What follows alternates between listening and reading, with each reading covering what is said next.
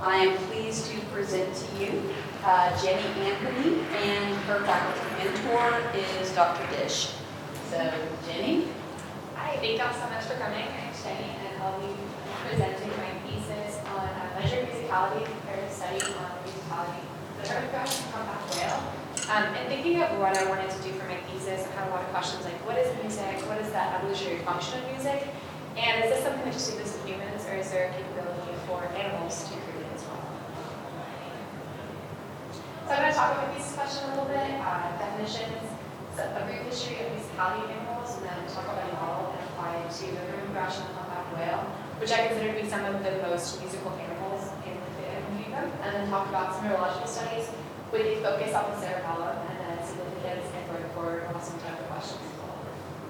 So this question became, how can we measure musicality of animals, and what commonalities do musical animals have in common?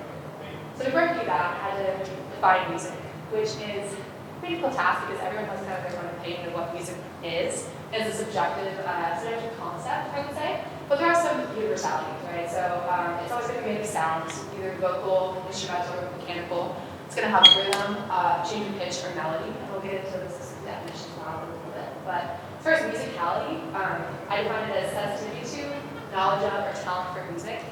And the knowledge piece I'm not going to touch on too much because I would argue that's more in humans, whereas sensitivity and talent can be seen in animals. But animals are incapable of, studying music the way that humans do. I'm also going to touch on harmonic series. It's not important right now, but in a bit when I talk about pitch. It's essentially the set of frequencies and progression within a scale and having some sort of mathematical relationship. So it just can't be random sounds. They have to be musically related to one another.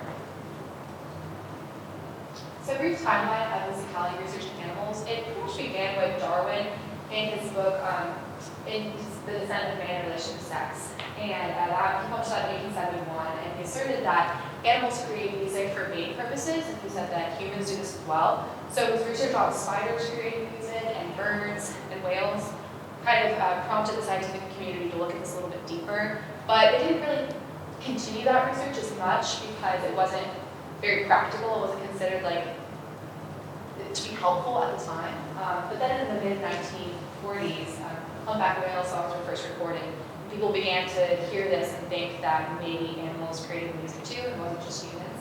And then in 1970, there's actually an album released by Roger Payne, the songs of the humpback whale, which I'll play a little bit for you in a couple slides, but it's on Spotify. I don't know if it would be interesting to listen to, but it's something interesting to think about because he basically went to the ocean and interacted with these whales and sang to them, and they sang back. So kind of I think it could be experience, but it is interesting to think about how that kind of prompts people to not only think about the environment more and that we should save these beautiful creatures, but also that animals can create music as well. And this was kind of furthered by the study of musicology, which is founded by Francois Bernard Shea. I might be butchering that, but this is basically the study of music in animals. This is kind of related to ethnomusicology, which is the study of music in humans. So I wanted to figure out a way that I could potentially measure musicality in animals because I couldn't really find a metric to do so. As I defined earlier, musicality, the sensitivity to, knowledge of, or talent for music, I really focused on the sensitivity piece and the talent piece. So the sensitivity piece is going to be music recognition, so that's some sort of understanding of music or response to music. And I break that down into neural responses and expressive behavior. So neural response can be an fMRI or any kind of neurological, measure of responses to music. So it can be blood flow as well, or activation of the brain. And then expressive behavior could be physical responses, some sort of motivational response to the music being created. And then the music creation piece was the actual talent of music. And I broke that down into pitch change, rhythm, and mimicry. So pitch change is going to be within that harmonic series that I talked about earlier. Basically, just these pitches have to be related to each other. They have to be somewhat musically inclined, essentially.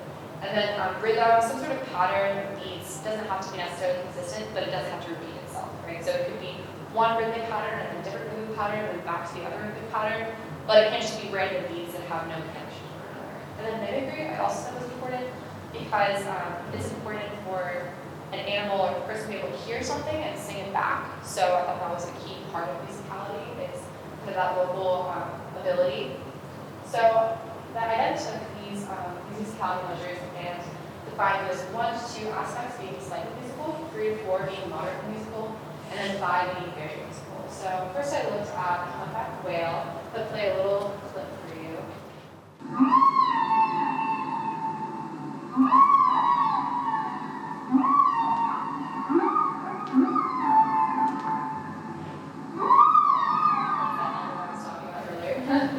So as you can kind of hear, it's very haunting.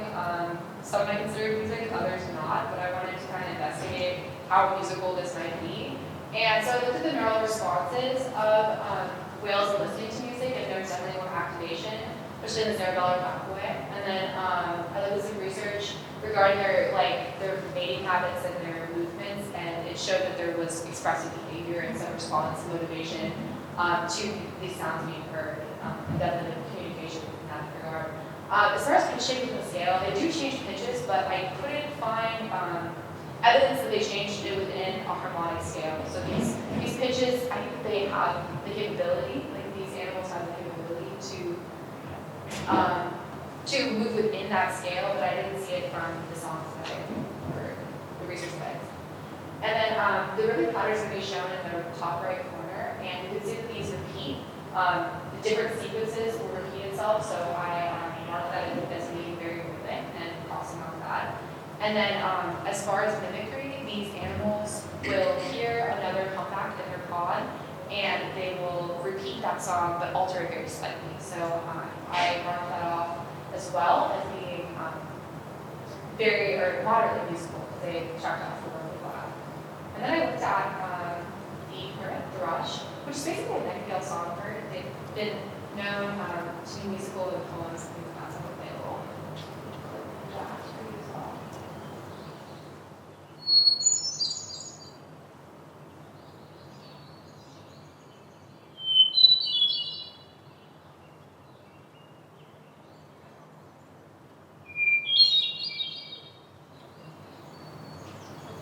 Just want to give you a sense of how that sounds and kind of what level of musicality this has. So I marked off all 5 for the hermit thrush because there was significant neural responses.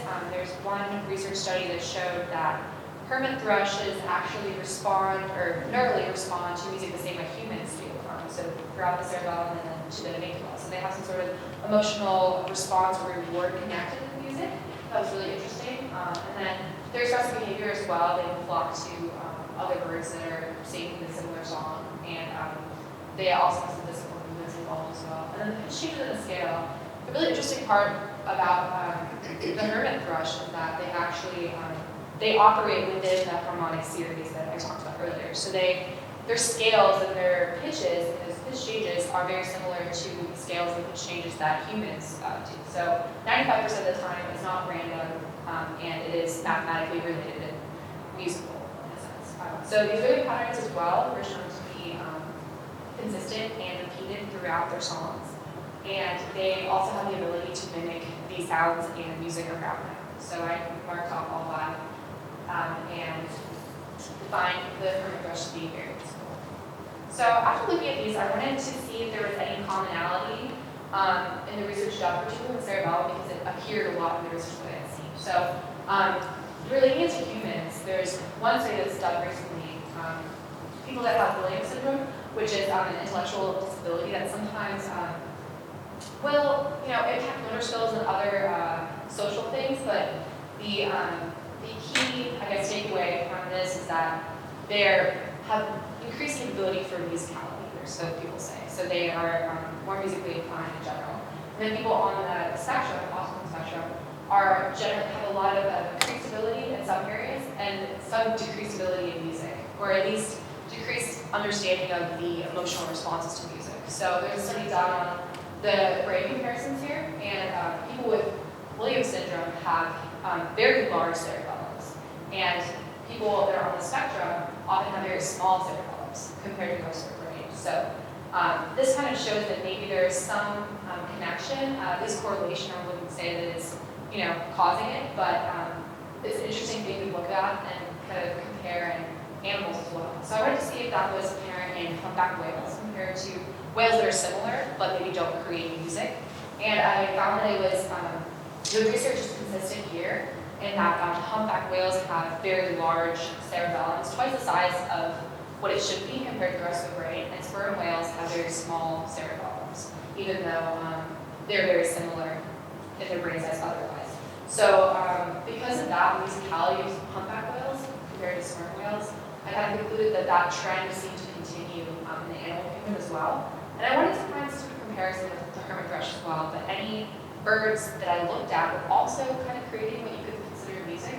But it turns out that the hermit thrush and different types of lizards have similar brain structures and size.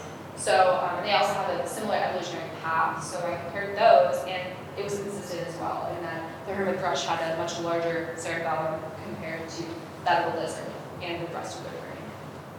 So in the future, I think this could be kind of expanded upon with the new neural technology that we have. And I think that it gives us a better understanding of where music is processed in the brain, because it's still kind of a mystery as to the one place where music is created. It seems to be involved in a lot of different parts of the brain. But I think this also could later leave us with more understanding of music's role in evolution, both in our own evolution and that of animals as well. And so in the future, that should be expanded upon, because it gives us a way to understand where we come from and why we've created this thing that seemingly doesn't have evolutionary value, but maybe giving us usage in future opportunities. Sources. Do y'all have any questions or anything? Thank you so much for coming.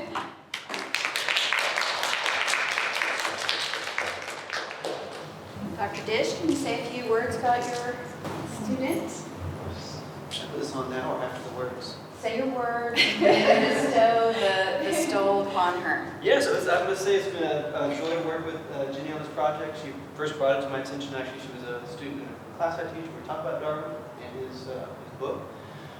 And I must say that in the course of our work together, I've learned all sorts of new things I had no idea about, and had lots of fascinating discussions about evolution, the role of music, and all the stuff Jake will talk about. So I think she'll do great work. I'd love to see her go on and complete this like as a graduate thesis, but we'll see what happens. I'm sure whatever she does, she'll do great. So congratulations. Thank you so much.